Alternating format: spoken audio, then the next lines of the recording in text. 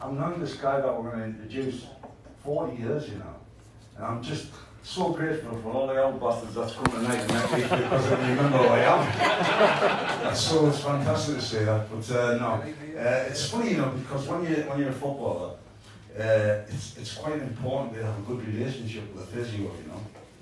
Because obviously the physio will get you well when you get injured and he puts you through your rehabilitation, and he's very important to you, you know, as a player, because it can be honestly very stressful and very distressing when you're injured because you're desperate to play, you know, and he's got to put the reins on you, and then you get to know the physio really well, you know, because he's your outlet to the doctor, you know, and the doctor's the one that gets you, you know, in places where you can't, and he arranges appointments for you, like dentists, you know, and chiropodists, and well, some of them footballers in the 90s and the, you know, they used to go in them clinics and that to get, you know, and other doctors that they say, you know, I'm not like me, I'm a good Catholic lad, you know, I'm like Kevin Carr.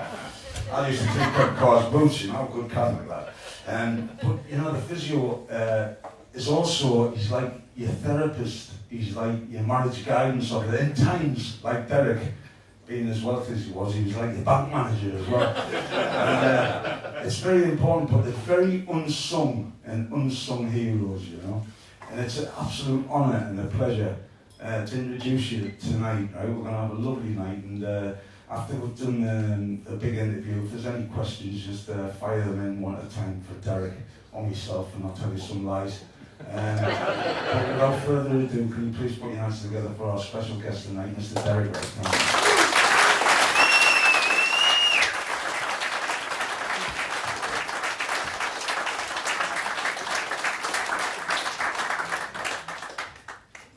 Well, sir, it's great to see you. Thank you. Hey, unbelievable, you know. So I made my debut, right, after King Kevin Carr's boots. That took us about a year and a half. You see the size of his feet. Big boots to clean. And big feet. Big hands. Well, anyway, we'll stop there. This is bad. So, 40 years ago, and Derek was physio then, but Derek, I want to ask you from the start, you're born in Stanley. People might not realise you had a very, very successful early football career and ended up from Stanley going to the Arsenal. Yes, played for Stanley Boys and managed the Arsenal scout used to live in Stanley, so he took Will Frostron, I think, and Ray Kennedy down to Arsenal, and somehow I managed to fit on the end of that and spent 2 years down at Arsenal, from about 16-year-old till 18. So wasn't quite good enough, but you know, it was a great experience anyway. What sort of players did you play with at Arsenal during that era? So that era was David O'Leary, Graham Ricks, Frank Stapleton, Will Frostron, there was David Price, there was John Radford, and there was me tagging on the end somehow. There was a certain, what do they call him these days? Judas, somebody called Supermarket, was it? My hero! He played at the Arsenal in the first team then, yeah? So I was only 16 and he came in a big sort of signing really. I think it was 333,000 reoccurring.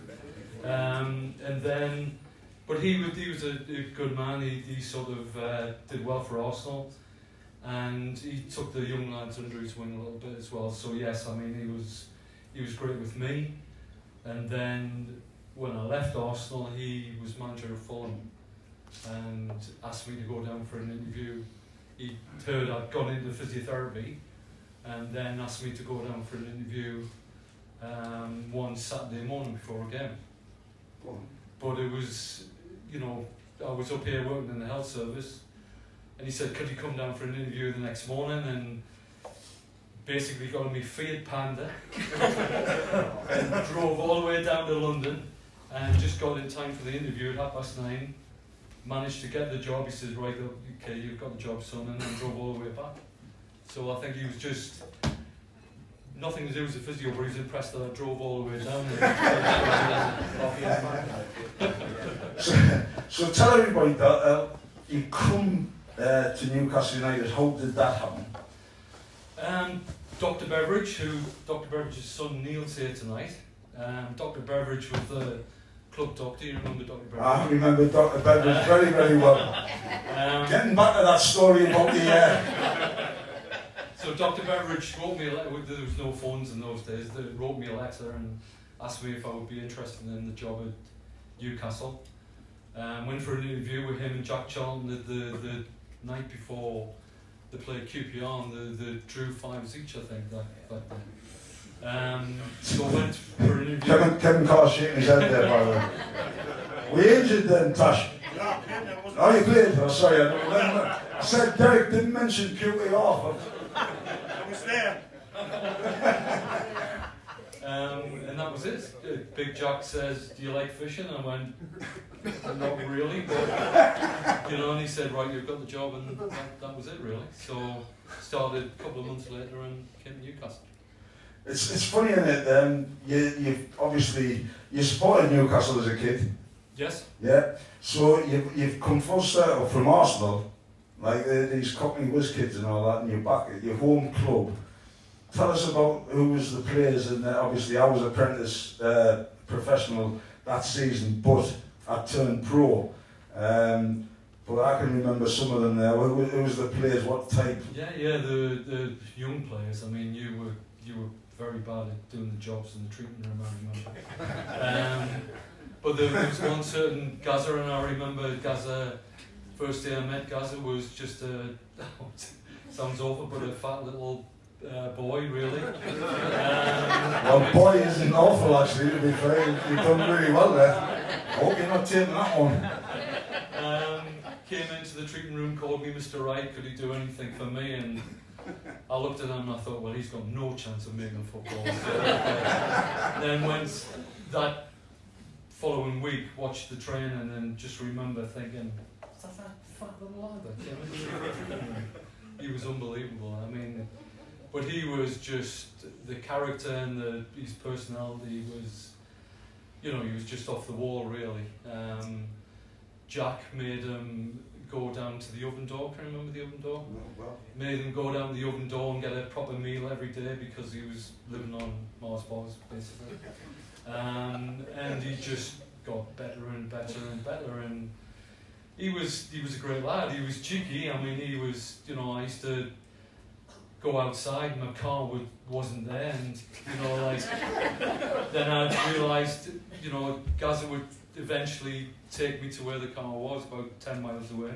And this happened about 5-6 times, and I'm getting sick of me. No matter where I hid my keys, Gaza would find the keys and hide the car.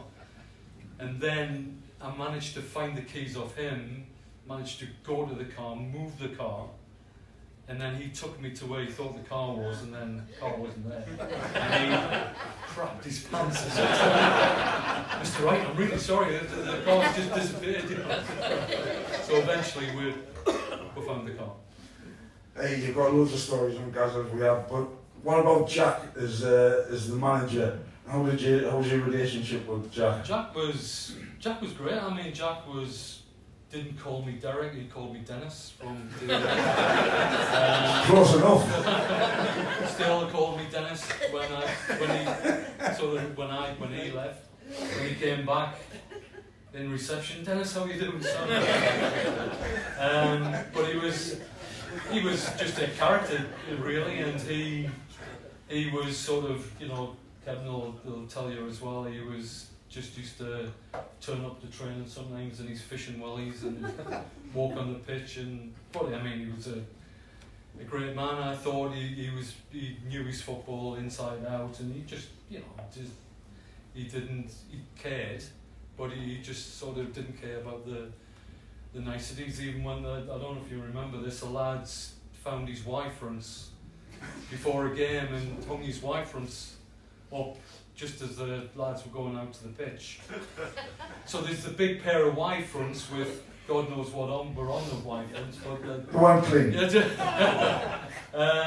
And Jack never batted an eyelid. They weren't my Y fronts, they weren't anybody else's. So he just didn't bat an eyelid, and his wife once were there about 3 weeks later. He certainly was a character. What about the first team players then? I mean, obviously we had promotion with Ghazi and Kevin Keegan, Terry McDermott, etc., and they basically left.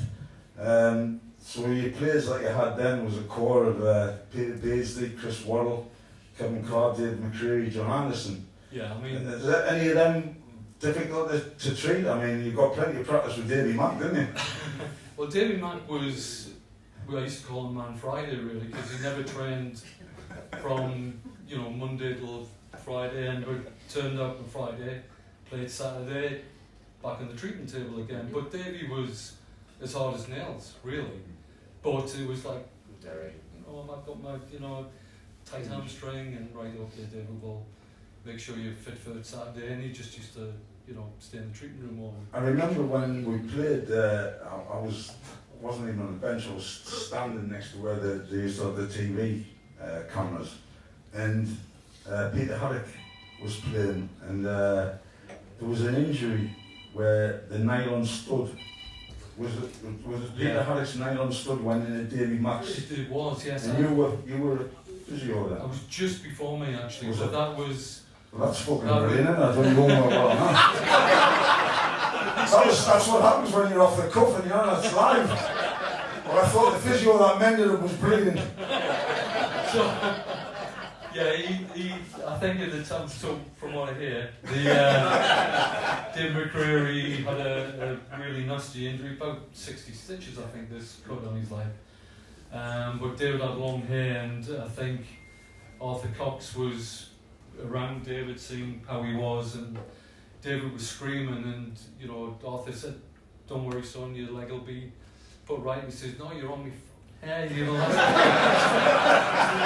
on your hair." But he was a good lad, David, and he played week in, week out, really. But the team then, Chris Waddle, Peter Beardsley, Glenn Roder was on the side when I was Joe Allon.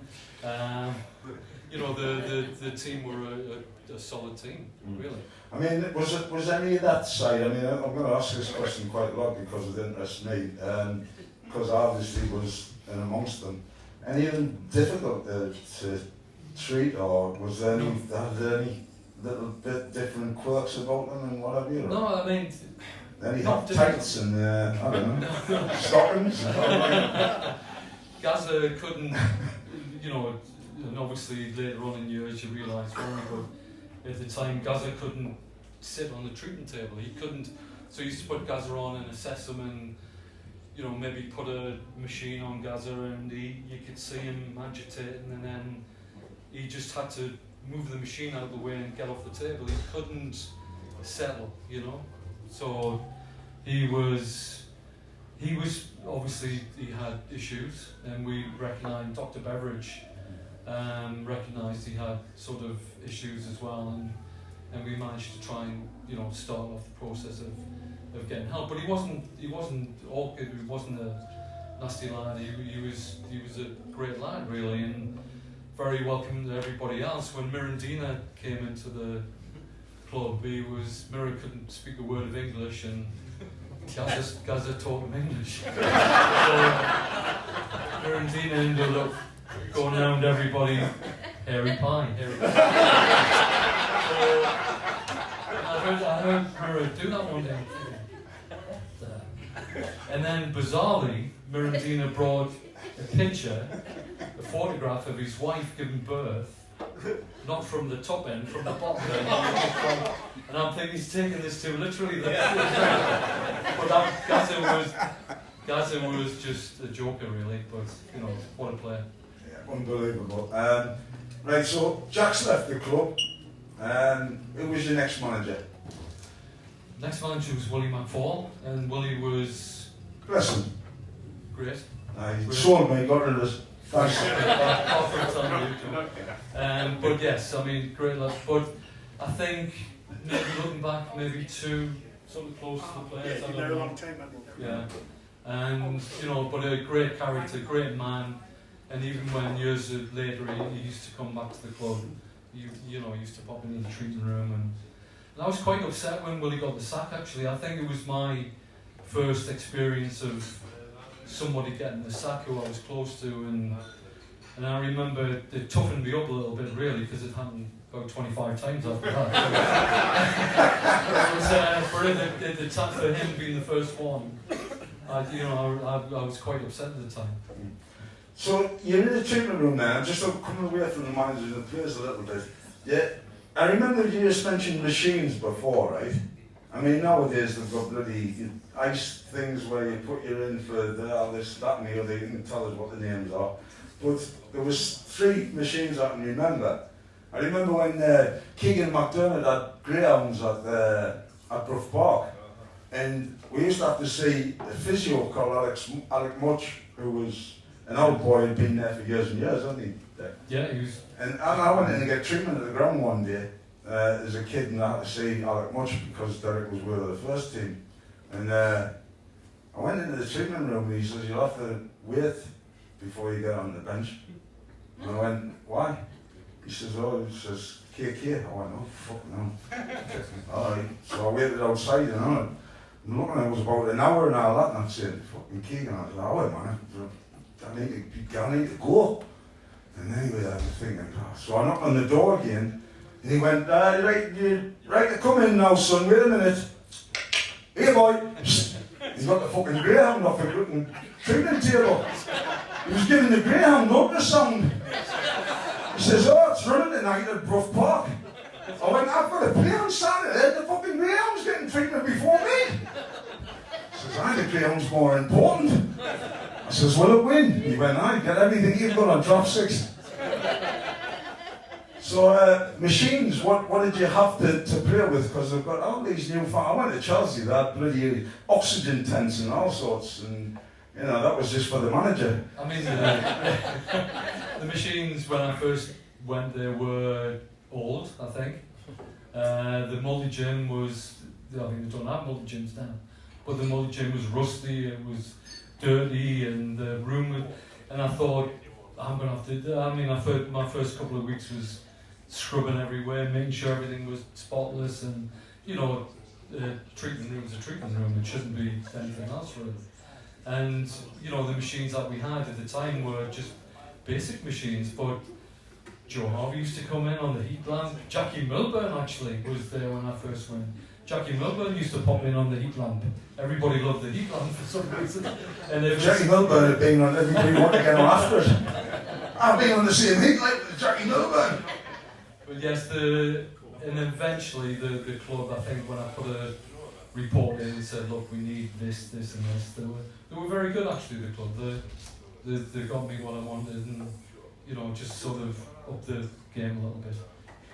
Aussie Ardenas, Jim Smith, a couple of little things on them. Did you like them? Did you get on with them? Were they as useless as what they were as normal managers? No, Jim was just a typical sort of man's man, really. Used to go away to, you know, an away game, and Jim we used to take I used to carry, those days I did the physio, the masseur, the sports scientist. I used to organise the meals, fish and chips after the game, and Jim's red wine on the night before the game, and take a float away. And Tony Toward, bless him, always used to say, "Derek, where's the float gone?" And, you know, obviously on Jim's red wine, really. And but it was the fish and chip.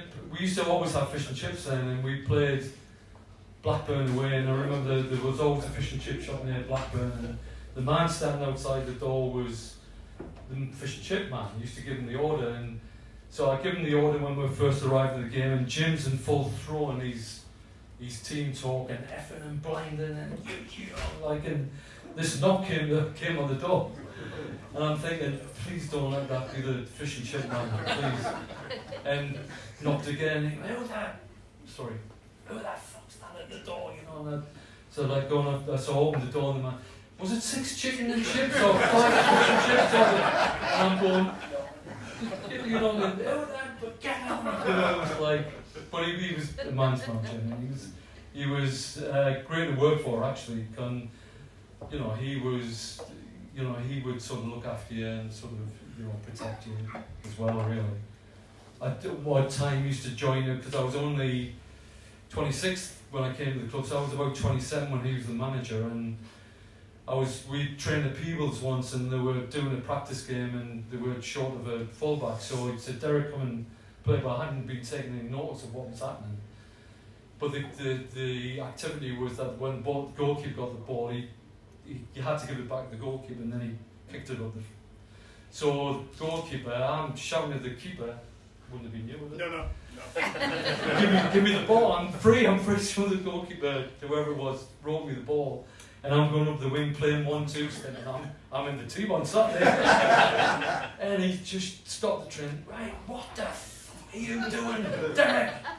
And I went, what do you mean? He went, what are you doing? And so all the lads are behind him. He's like facing me, and they're feeling themselves laughing, and get the ball, give it back to get off the field, get off the field. I was like trudging off. But he was great. Come up afterwards, what are you doing there? Just don't join in next time. To be fair, he did like joining in the five-a-sides with us, didn't he? He wasn't bad, by the way. He wasn't bad, Derek. He used to be gutted when there was like an odd number, and well, it was an even number, but if he couldn't play, he had the biggest lip on ever, sulking in his treatment room and that, because he couldn't join in the five-a-side. So, you've been through the ups and downs, obviously, in the teams up to that. We dropped into the second division, and we obviously had the manager, Kevin Keegan. Yeah. When Keegan come to the club, Derek, you're physio, you've been there a long time, you're very well established. Kevin Keegan has come back as manager. What was your feelings? Well, excitement, I think. I mean, we just knew the feeling was different. There was, when he came back, the whole thing was just taken off. The way he handled himself, the way he spoke to play, everybody was just in awe of him, really. And he had Terry Mack, he's buffer, with him, and the two of them were just great to work for. They would have a laugh, they would take the mickey out of you, but he would, you had to be spot on with your job. If you weren't spot on, he knew every little bit. If you weren't in on a particular, if you weren't in a time, he just sort of looked over everything, really, and the standard of the work just went up from everybody, I think. With that standard, did you see much more as regarding the players, their attitudes and whatever? Was it a big culture shock, do you think? I think so. I mean, Kevin, I never saw a tactics board with Kevin. It was all man, one-to-one coaching, one-to-one chatting, and just he bought great players, and they just went out and played football and beat everybody, basically. It was just, and you were expecting to win every game. It was just like a roller coaster feeling, it was fantastic. Bernard from the Felon asked, did Terry Mack take the pressure off you getting the fish and chips? I don't know, I like the fish and chips. I like the fish and chips though. In those days as well, we used to, there used to be a creative McCune's lager on, and a creative export with it, I think. 6 bottles of red wine, 6 bottles of white wine. That was after the game, not before the game. And that was every away game, and we were with winning. I think it just created that. All right, we have to do this. It has to be fish and chips. We're top of the league. It has to be 6 bottles of wine. And I remember we used to drop Kevin off at Scotch Corner, and Kevin used to get in the car and drive. I'm thinking, how's he driving? And how's he driving without any lights on as well? He just used to. I mean, but the feeling then was brilliant, really.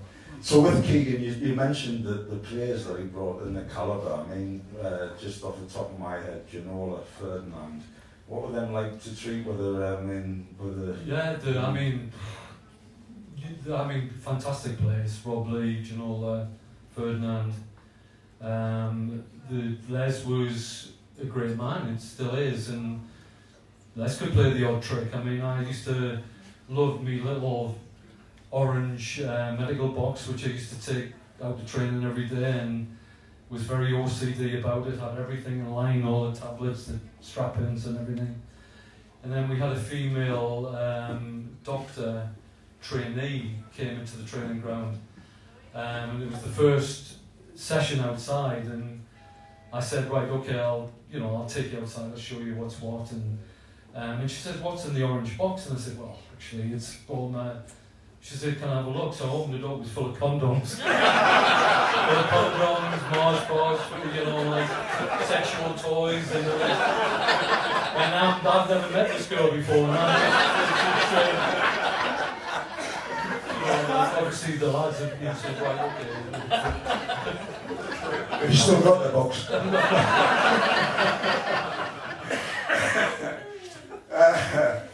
The foreigners that come, obviously, we didn't have foreigners when we played in the 80s. I think Kev played with one called Franz Conan, who was a Dutch lad. But the influx that come then, Ginola, Tino, what was it like? You're English and you're having to all of a sudden treat foreigners, and how did you, I mean, Tino didn't speak very good English to start with, and how did you manage that? Well, I think, there was Philippe Albert was another one, and Philippe he came across as very miserable. Actually, I thought, this is all we need, a miserable Belgian but that's the way Philippe was, and he had a really dry sense of humour, and there was a mix of Belgium and Geordie mixed in there. David Ginola was the same. They used to, I think I don't know if you found this, but when you're successful, the team, the squad are all together, and they go out together, and we had 2 or 3 foreigners, but they joined in with the Geordie lads and got to know all the Geordie word, the dialect, and just sort of loved that, really. It was definitely unbelievable, the spirit that the Entertainers had. I don't know if Steve mentioned it, but there is a book by Will Scott, The Entertainers. I think it's £14 now if you get it before 10. Discount. So you're getting on great with Keegan. What was it? How did you react? How did you feel when he said, "That's it, I've had enough, I'm leaving"? Probably disbelief, actually. I mean, Kevin could be, sort of fly off the handle. There was one of the games, I think, I can't remember actually. Somebody might remind me, where we came and Kevin wasn't there. He'd sort of gone home. Oxford, or I'm not sure, but we'd sort of come back in, and Kevin had just disappeared because he wasn't happy with the performance, and it was like you didn't cross Kevin, and he was as sort of jovial, and sort of the way he was, you just knew he was the ultra professional. He wore his heart on his sleeve, and got very sort of upset if he thought either the team weren't giving 100% or individuals weren't. Obviously, Kevin Carr played in that great promotion season. My favourite team, obviously, the 83-84 season, phenomenal. And Keegan didn't just transform Newcastle, he transformed the North East. It's funny how all them have got new stadiums, and we've got St James's Park, but I don't know how you feel, but I want to stay at St James's Park. I think that's the place for Newcastle to stay. Yeah. Derek, some of the other managers that's come on, just touch on them. The story about Alan Shearer getting dropped for the Sunderland game off Rude Hullett. One, tell us the inside info of what happened as your physio, and how did you get on with this Hullett? I think probably out of all the managers, he was my least favourite, actually. I think he was his own least favourite as well. Well, he was quite arrogant, nothing was right, everything English wasn't good enough, English meat, English chicken, it was, and it was just the whole sort of demeanour about him, really, I thought, and, I mentioned time before that, when we played in the cup final, got beaten, we did the tour around the city, the Blade Races came on, he went, "What's this shit?" To me, and I went, "Well, it's the Geordie national anthem, actually." And it's like, how can you not know what the... Did you ever give him treatment? No, I Did you ever try to give him treatment, like on his back, with an axe? Or try and cut his hair with something like a shear? No. Or a machete? Oh, sorry. I know where you're going. But he was straight. And the strange thing was that Paul Ferris and myself, my colleague, were the treatment room players talk to you, and you try and keep everything confidential. What they talk, you can't really go run to the manager. If you go run to the manager, the player finds out, that's it, you're finished, and they finish you with the rest of the players as well. You've lost the dressing room. So we used to, anything was said in confidence, and it wouldn't go anywhere else. But then Rude in our meetings used to know. Well, you mentioned things that were said, and I'm thinking, how's he? I said to Ferrer, I think he's got the place bugged, the treatment room. And so the ceiling was these ceilings, and so I says to Ferrer, get yourself up there and have a look and see if you can see anything. So I'm hoisting them up into the treatment room and into the ceiling. And then one of the coaches came in the room, just Ferrer's legs are dangling down out of the ceiling, and I'm just saying, yeah, we'll get the electrician to check that. We're looking for bugs at the time, but we didn't find any. But I don't know how he knew, but he knew everything that was going on. Basically. It's funny because the player physio confidentiality is unbelievable, and that is a code of conduct, and that's why as players we trusted you with our lives, and most of the time it was with our lives. Shearer's come to the club. You're the first time you've treated him. How did you get him? What was he like? Tell us we about were in Japan at the time, and Malaysia, I think, on tour Malaysia, then Japan, and we was kept very, very hush hush and until he signed basically, and then obviously came over, and then it was up to me and Ferrer to look at him and to screen him physically and see what we thought. And I don't know if you ever noticed, but Allon stands a bit 10-2. Probably. Is there a reason for that, then? He's just mechanically the way he is, and we looked at him and I said to Ferrer, he's probably, he's going to pick up a few injuries here, but I said I'm not going to suggest any inserts. He's scored 30 goals a season. I'm not going to be the man that says. What did you think when you say inserts? What do you mean by ankles or knees? No, just sort of maybe insoles which you would maybe tilt the feet a certain way to compensate. And I thought, right, he scored. That's what I've been fucking going on the last 30 minutes. What do you give me inserts? We never took yours out, that was it. That's for that one. And yes, I just said, look, leave him alone. I'm not touching him. He's, you can't score 30 goals a season and, start messing with him. And, it's all of a sudden, it's like he'd stop scoring. Derek, what have you done? Yeah. It's like, So we left him alone, really, and he just went and did what he did. The managers that was discussed up to now, did you ever have any rows with them? Like, did you lose your blob at any time, or? No, the only one I found difficult was actually, I found him a decent guy, was Graham Souness, but the crew we had with him at the time was, I don't know, for me, there was sort of a little bit, pick the right word, snaggy. And I didn't like the sort of approach, you would say something and they would try and twist what he was saying. And, I went to Graham and just said, look, there was 2 hamstring injuries we had actually. And I said, I think they need to be out 2 or 3 weeks more. They're nowhere near fit. And I got down for the game on the Saturday, and Kieran Dyer and Emre were getting changed for the game. I said, what are you doing? I said, we're playing. And they played and lasted 15 minutes. And that's the only time I felt like going in and, I had visions of me and Graham Souness rolling on the floor, and I thought, right, no, you better calm yourself down there. And it was...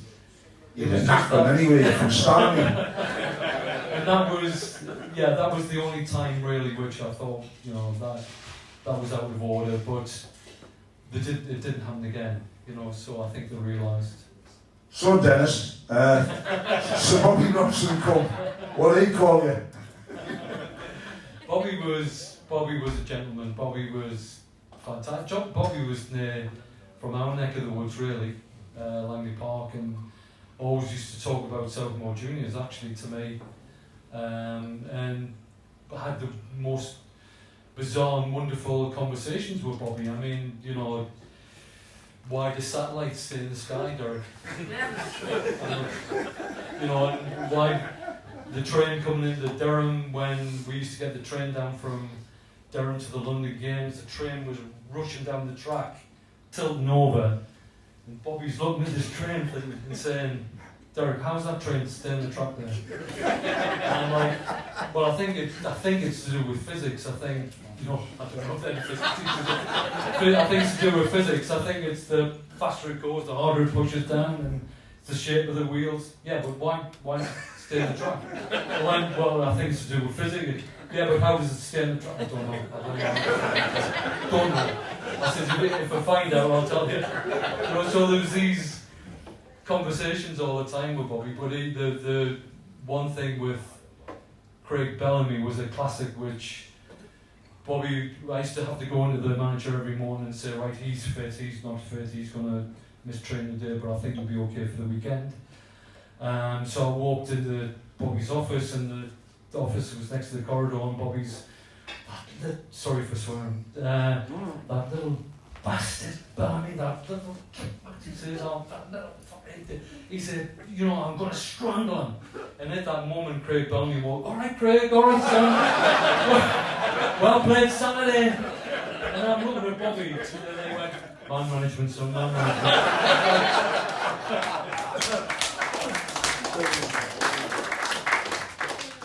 Unbelievable, honestly, obviously, to be in the presence of the great man, he was an absolute gentleman as well. You had obviously ups and downs with players that you can't talk about, but the ones you can talk about, who were the players that you liked and what ones did you dislike? Because you're allowed to say, because in the book. If you have a look at the last 2 pages of your books, I've wrote it in. The last 2 pages. Sorry about the language as well, in the books.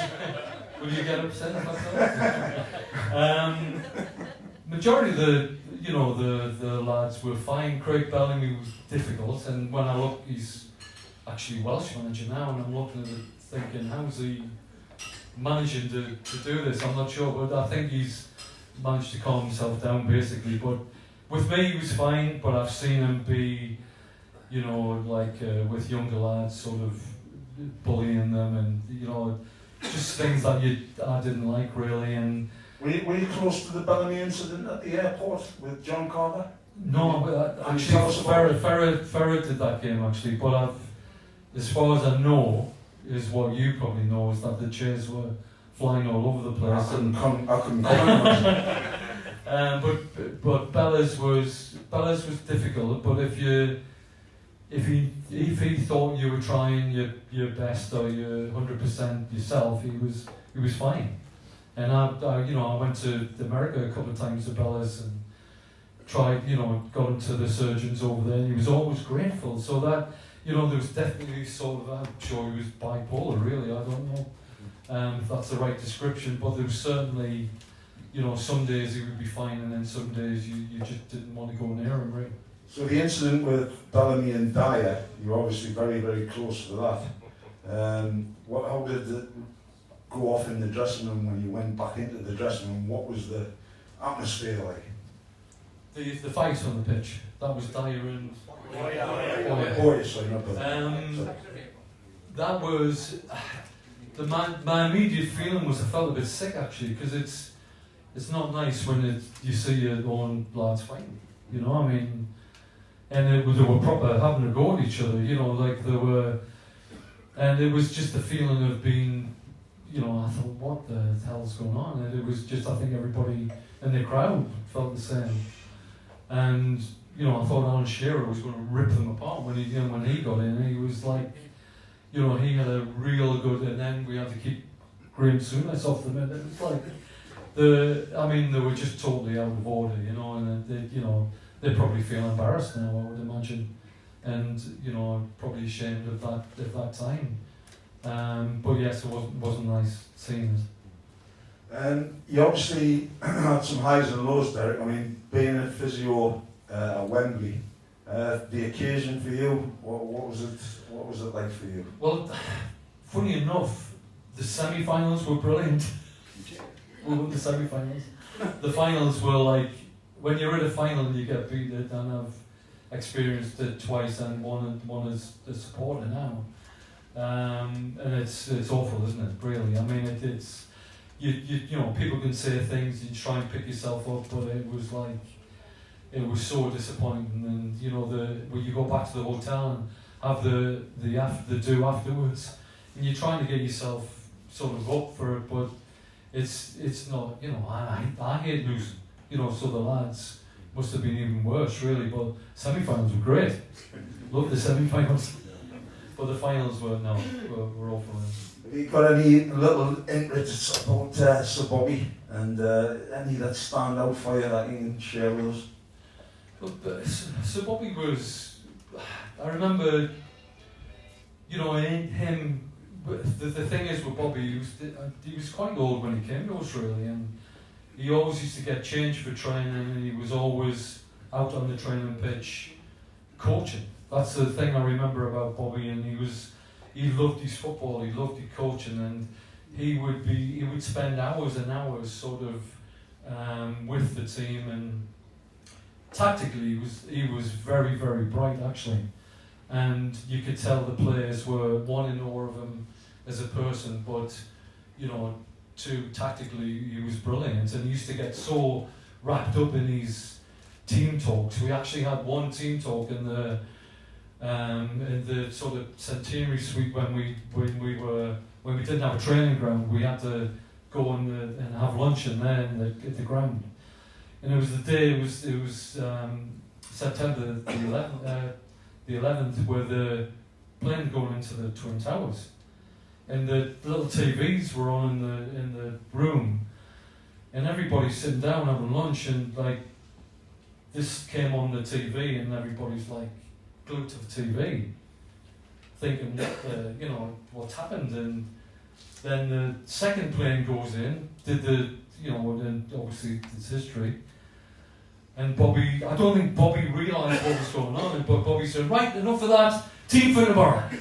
and you know, it was like he was so wrapped up in his football, it was like that was knocked off the TV, and we're all looking at each other, but he was, you know, I don't think he realised, you know, and it was just, he was so wound up in his football and the team for the next day or whatever, you know. Tactically, brilliant. Well, not Jack was funny with names, but Sir Bobby was. And is there any names that he called some of the players there?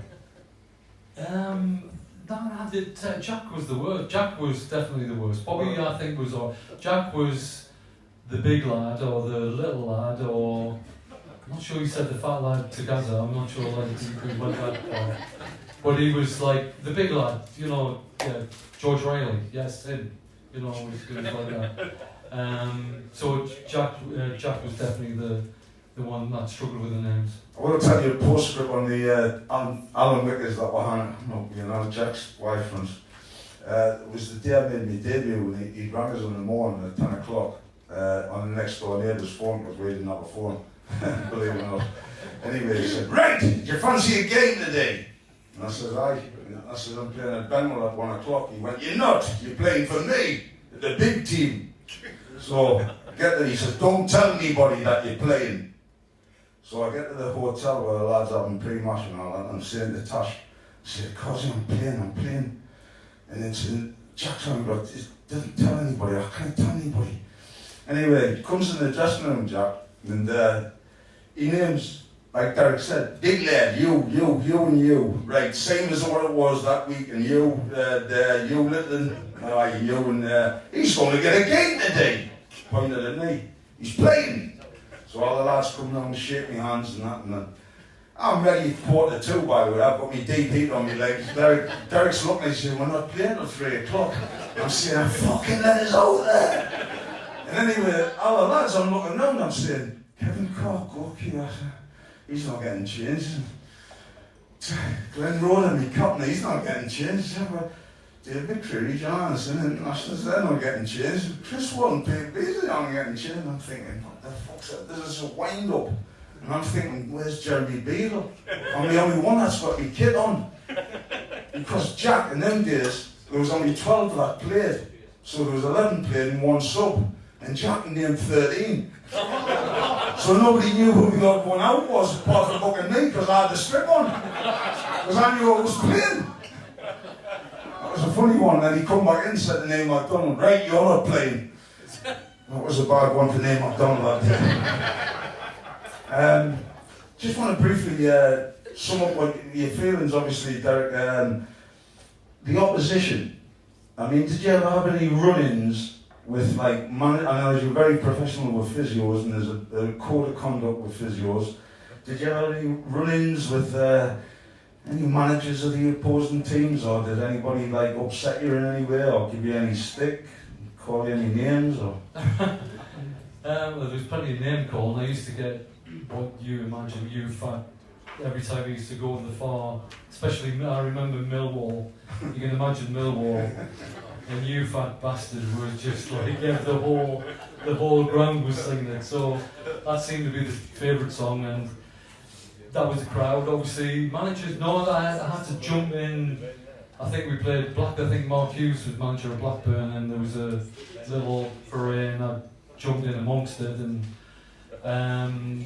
but just to try and keep the peace, really. So I just used to try and keep myself to myself and watch for injuries. So players-wise, no, there was once or twice I felt like doing something in the tunnel, but managed to restrain myself. So there was one episode with a fourth official, actually, when we played in Europe, and this fourth, I was trying to go on the field, and the fourth official kept handling me like this, and I thought, don't keep doing that, because I'm just gonna sort of push out the way in a minute. And I thought, and he kept on doing it and kept on doing it, and at the end he sort of led me on, and I remember running on and half barging him as I ran on, just on purpose, really. But just kept on running. I thought, if I turn around and he's lying on the floor, I'm in trouble. That was the only time I'd ever come in contact with a fourth official, really.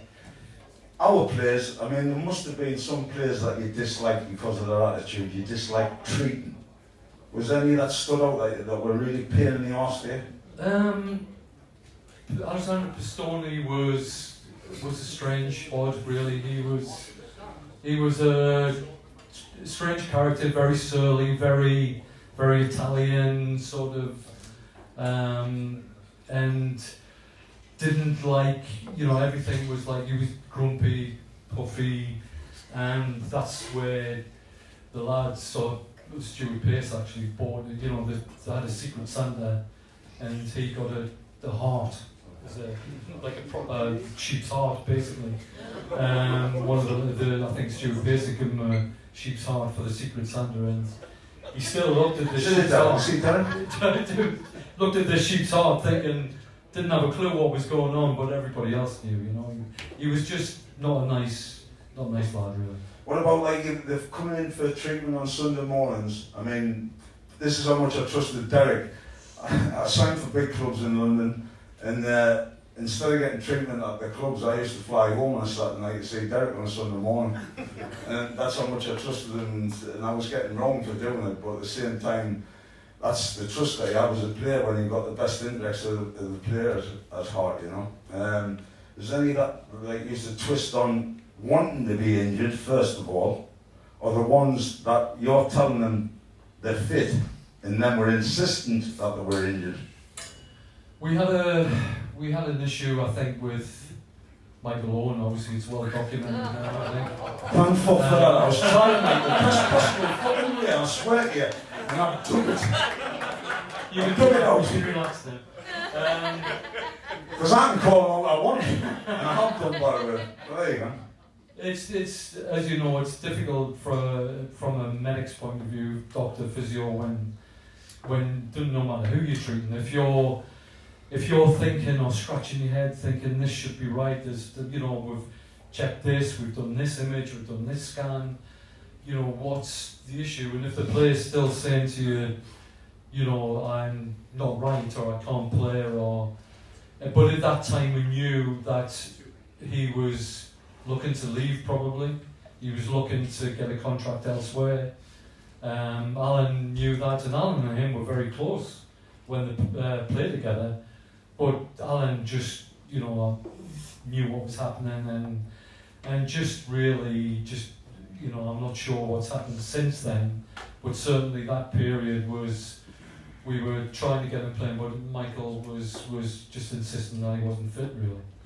Now, it's difficult as a physio. You can't say you are fit because they've got, as an individual, they might have some issue that you don't really know about or you haven't managed to sort of delve into. So how did you manage that with the manager? If you're saying, were you saying he's fit to play to the gaffer? All you can do from a medical point of view is to say, so all you would say to a manager is, look, in my opinion, he should be fit. I'm not exactly sure why he's presenting with groin pain or hamstring pain. And the manager's not stupid. He would say, I know why he's not, and they would just sort of take that lead. All you're doing from a physio's point of view is giving the manager information. You're just saying, look, we've done this, we feel as if he should be fit, but we're still not there, and the player's not happy with the way he feels. And that's the way you have to go. Then it's up to the manager. Then, right, let's get the player in, let's speak to him. And we had, again, it's well documented, him in the room, and he just wasn't happy with the way he was feeling. So, but obviously we all knew what was coming at the end or next season, really. So, again, I'm pressing you. Bust-ups in the dressing room. You've been in loads of dressing rooms. How many games, first and foremost, approximately, have you been involved in your 4 decades, everybody? 4 decades at Newcastle United. Worked out about 2,000 games altogether. 2,000, honestly. And bust-ups, Derek, in the dressing room, kick us off at half-time or whatever. What's probably one of the worst ones that you've seen? I remember Alan Shearer having David Ginola up against the wall. Yeah.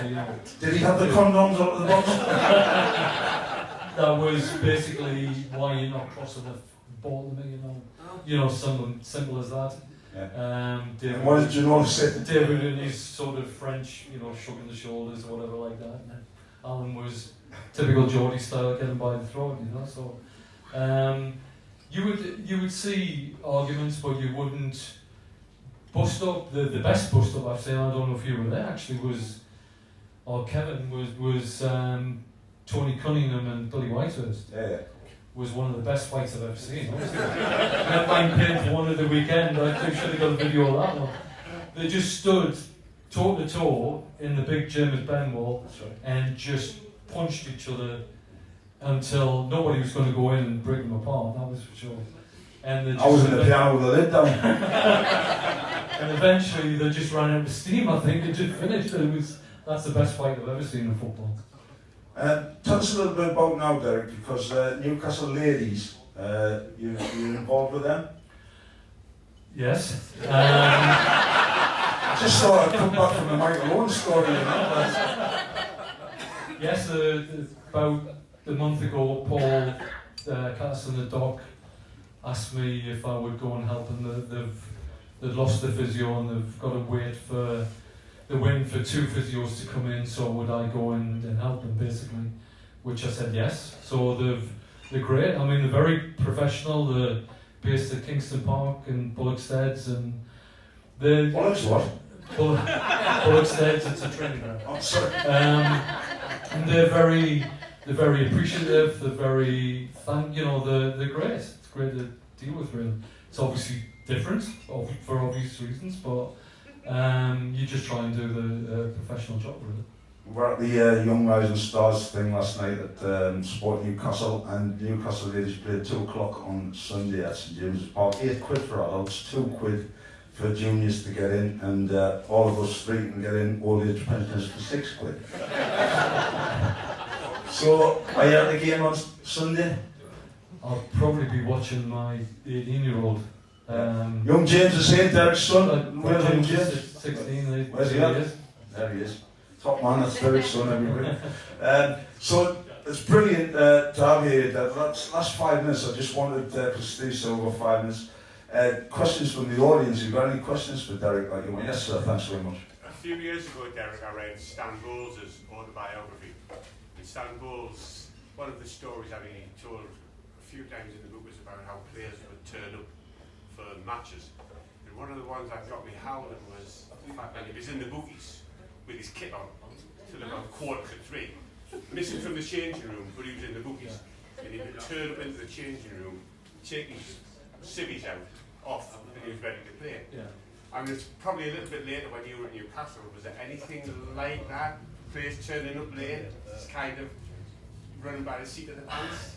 I think the players were pretty professional, pretty much always there. I think people like him, like obviously a genius, that probably the manager turned a blind eye and sort of it's Stan Bowles, isn't it? You know, let him do what he wants. He would walk into the dressing room, get changed, and go and play and be fantastic. And I think, you know, obviously there was an element of lads who used to like the horses, and Terry Mack used to like the horses when he was a coach. So Terry Mack used to keep one eye sort of on the TV.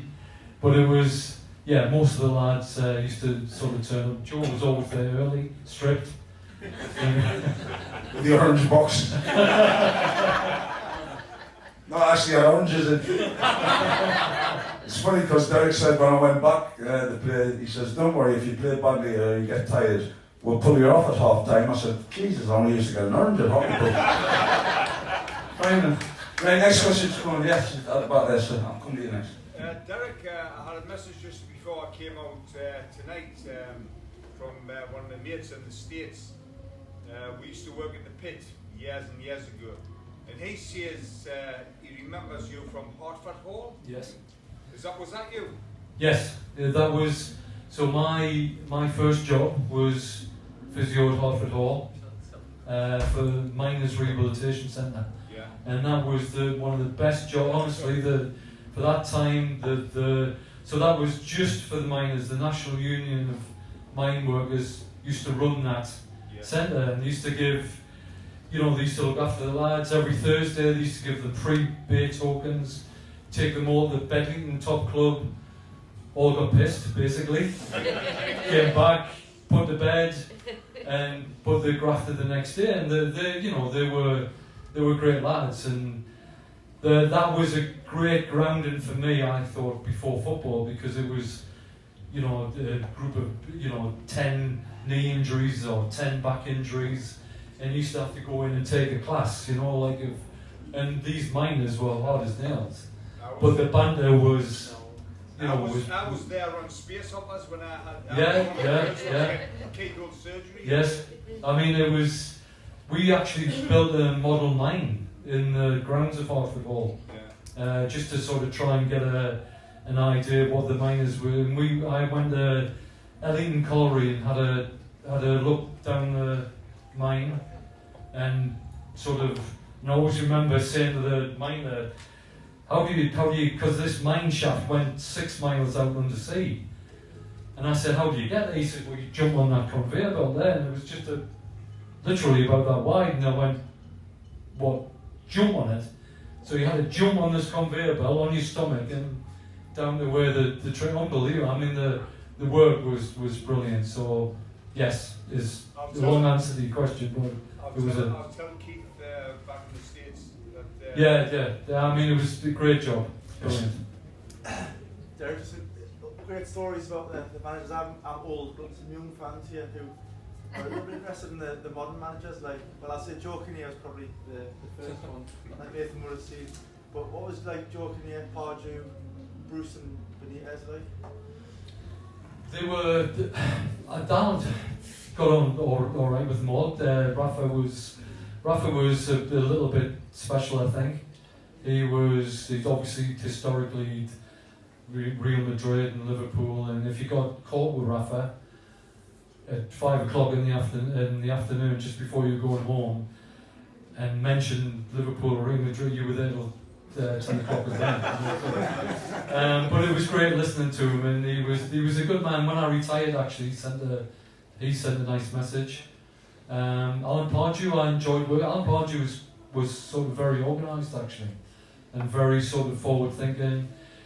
Joe Kinnear, when I think back now, I think you just wonder whether it was the start of dementia with Joe, actually.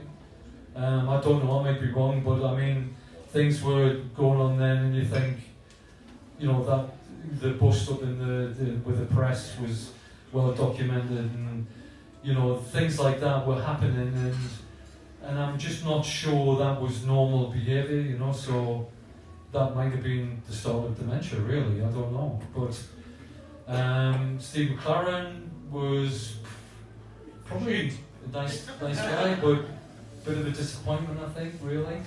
But a difficult time. Steve Bruce I liked as a man. He was a good guy, I thought. Was he ever training though? Was he ever at training? Was he in Portugal? He was, yeah. I don't know where that came from, actually, but that's sort of he was always a trainer. The lads, the days off thing came in the press, didn't it? But it wasn't any more than normal, so I think it was sort of built up a little bit, really. Young lady at the front. Derek, can I just ask, I'm still involved with young people in everything I do, and a lot of my kids aspire to work where you've been and how your career's developed. How did you get into physio, and what decisions did you make as a school child or whatever to pursue this career in physio and then get to what you've done? Yeah. Well, first of all, we went to a decent school, I think. It was a Stanley Grammar School when I was there. Changed after that to God knows what, but it was Stanley Grammar School at the time, and we had this headmaster who scared the living daylights out of you, who threatened me if I didn't do well at my O-levels, he was going to stop me going to Arsenal. I'm sure he couldn't have done that now when I think back, but it was enough to scare me, and I'd studied and got all my O-levels and qualifications. I wanted to do medicine at school, really, but then played football, so medicine was out of the question. We're leaving at 16. But Fred Street, who was physio at Arsenal, in England physio, he knew I was interested in being physio, and he pointed me in the right direction. So it is help from people as well. It is, a bit of who you know, I think. And when the job came up at Fulham, Fred was the one that contacted Michael and Malcolm and said, look, Derek's qualified now if you want to try and get him down for an interview. So and graft, you don't get anywhere without grafting, really. You have to work hard. Listen, James, you have to graft, really, 100%. The next question. Yeah. Hi Derek, it might not be appropriate, but are there any big stars we could have got but that fed the weddings? And it's fine if you can't. What a great question. Any hear that at the back? Any stars we could have got, but they failed the medicals. It is fine if Come on, Dick. The only one I remember failing was I can't remember his name now. I remember he was a left back, and he actually came on trial, and he actually played in a reserve game, and I think he was from Milan. Philip Cocu? Might be. There might be. He did really well at friendly. Right, so he came with a back issue, but had dosed himself full of painkillers. And I think he dosed himself full of like a painkiller which was called DF118, which was like, virtually would put you to sleep forever, really. And, there was a suspicion, I remember, so that's why we got him to play in the game. Great player, but he only lasted till half time and his backseat stuff basically. So he was the only one I can remember that was sort of failed the medical as such. But we, there was one or two lads we signed. I mean, Paul Bracewell, you wouldn't have passed him on the medical, really. And I said to Kevin, and with Dr. Beveridge, I said, we're struggling to sign Paul Bracewell. He's got arthritic ankles. Sorry, play confidentiality here. Sorry, Paul.